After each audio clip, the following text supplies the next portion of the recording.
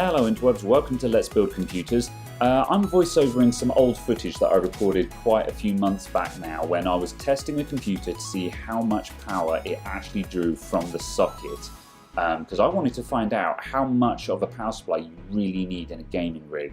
Because a lot of people really tend to overspec their power supplies, and when you tell them what kind of powers the computer really uses, they tend not to believe you and they just go in with the big fat power supply anyway.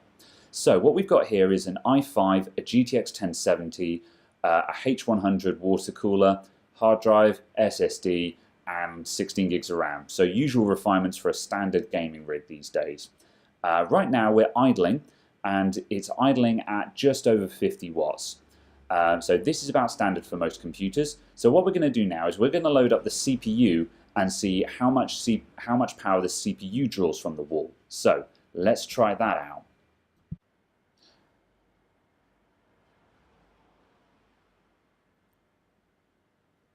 Now, Intel burn test tends to move in waves. It runs a LinPack calculation that goes in cycles. So what we'll see is we'll see the actual CPU power usage bounce up and down a bit. But on the high points, when it's actually running the calculations, as you can see, we're pushing up to the mid 120s. So 123, looking for 125, but not quite seeing it. Now, bearing in mind, of course, this is at stock speed. So we haven't done any overclocking or anything like that yet. So as you can see, the CPU is actually pretty efficient. It's looking for its maximum TDP, which is about 70, but it's not quite getting there, which is about right. Now for the next test, we've put the CPU back on idle and we're starting firmark to load up the graphics card. Now as you can see, this has put a substantially higher load on the computer. We're actually we're in the mid 230s now. Now this is put on a little bit of CPU load as well. Not maximum, but a bit of CPU load. So this is not pure graphics card alone. That's very difficult to monitor. But this gives you a rough idea on what to expect. We can probably estimate that about 15 watts of that is probably the CPU as well. But at any rate, we get the idea. The graphics card is pulling a good sort of 170, maybe higher wattage over standard. Now what we're going to do is try and load up the CPU and the graphics card at the same time. Now the computer doesn't like this very much, so we're getting a little bit of stuttering, but once it settles down, as you can see, we're looking for 250 or so.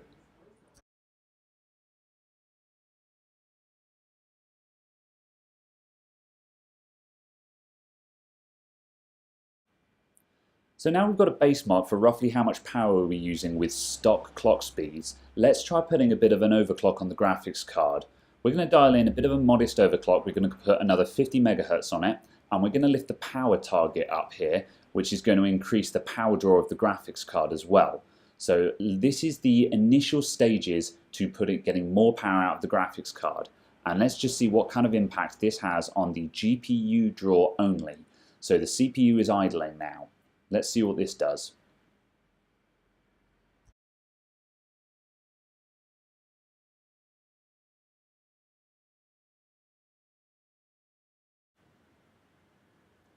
So there's our 1556 base clock speed.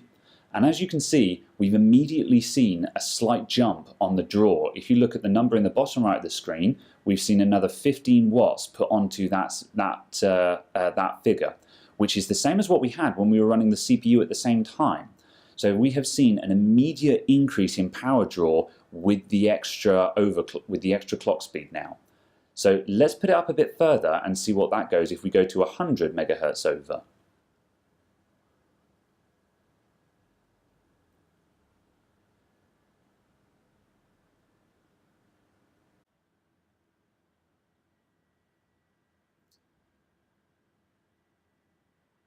Now the difference here is not quite as much as the initial jump we made because we haven't changed the target power any further. But as you can see, we've now hit 250 and it's looking for 255. So we've added another 5 watts, maybe 10 watts onto the load again.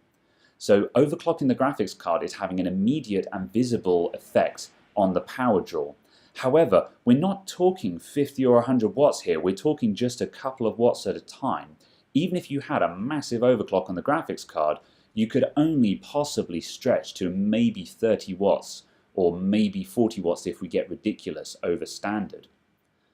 And even if we load up the CPU again, once we've allowed that to settle down, as you can see, it's still not really pulling any major stuff. We bounced off of 270 then, but we're still not hitting even 300 watts.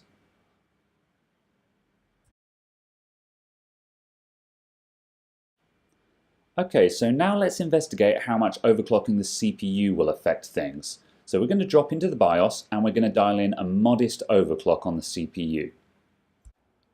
So to get this, we're going to dial in a slightly higher CPU clock ratio and a slightly higher CPU base clock. So a base clock of 112 combined with that slightly higher clock ratio is going to get us up to 4 GHz. So this gives us a 500 MHz overclock, which is not much, but it's enough to hit the big 4.0 mark.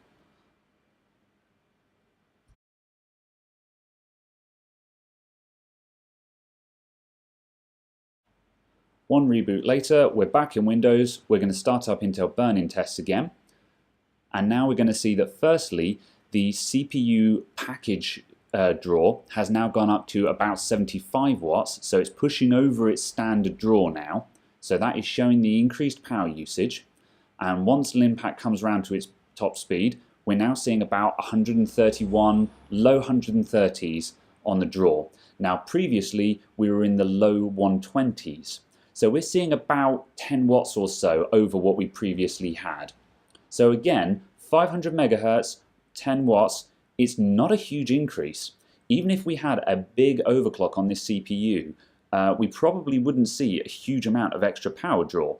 Now it's worth noting I have not injected any extra voltage into the V-core at this point, and injecting extra voltage is probably going to spike that up a little bit.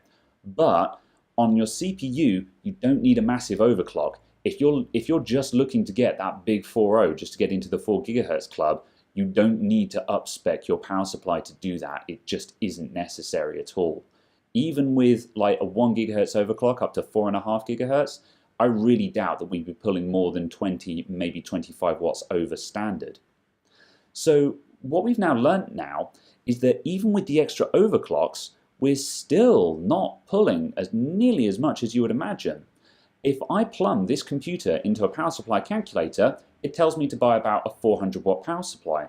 Now I've put a 550 in this system, just for the sake of it. But hypothetically speaking, we could easily run this on a 350 or a 400 watt power supply if we trusted the power supply to deliver its label wattage. Because we all know that cheap power supplies will probably blow up if you actually hit the label wattage on them. We also need to bear in mind that although a power supply may say it delivers 500 watts, not all of those 500 watts goes to the 12 volt rails where your CPU and your GPU are. So we have to keep in mind that we're only getting like maybe 300 of that 500 on the 12 volt rails. So that's another time where you do actually need to spec a little bit over what you think you need. But that much being said, we've conclusively proved that on a standard system with a single graphics card and a single CPU, you really don't need anything over a 550. I mean, sure, you could stretch up to a 600 or a 650 to get an exotic model, like the RM650X by Corsair is a cracking power supply. It's worth buying that, not for the wattage, but just for the unit itself. If they made a 550 watt version of that, worth every penny in my opinion. So there it is. So what could we use a big fat power supply for? What could we use 800s or even 1000 watts for? The answer to that is an SLI setup. We did spot that when we load up the graphics card, we add substantial wattage onto the socket draw. In this instance, we put at least a sort of mid 100s onto that, like 150, 170, that kind of region.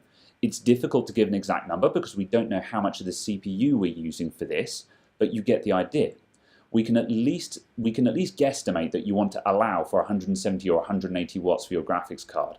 Now, given that the graphics card under overclocked conditions could be pulling up to 200, we should probably call it 200. So let's pretend that we SLI'd this computer. We could probably take the number in the bottom right of the screen and add another 200 onto that straight away. But we're still less than 450 watts.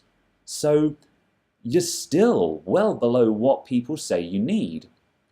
And for that reason, I cannot in good conscience recommend people get anything higher than a 650 watt. So you can keep your kilowatt power supplies because you really don't need them.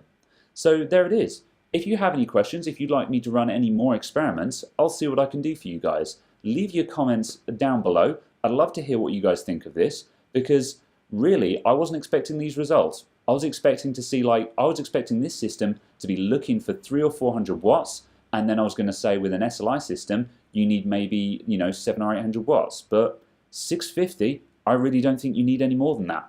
Thank you very much for watching. I'll see you all next time. Goodbye for now.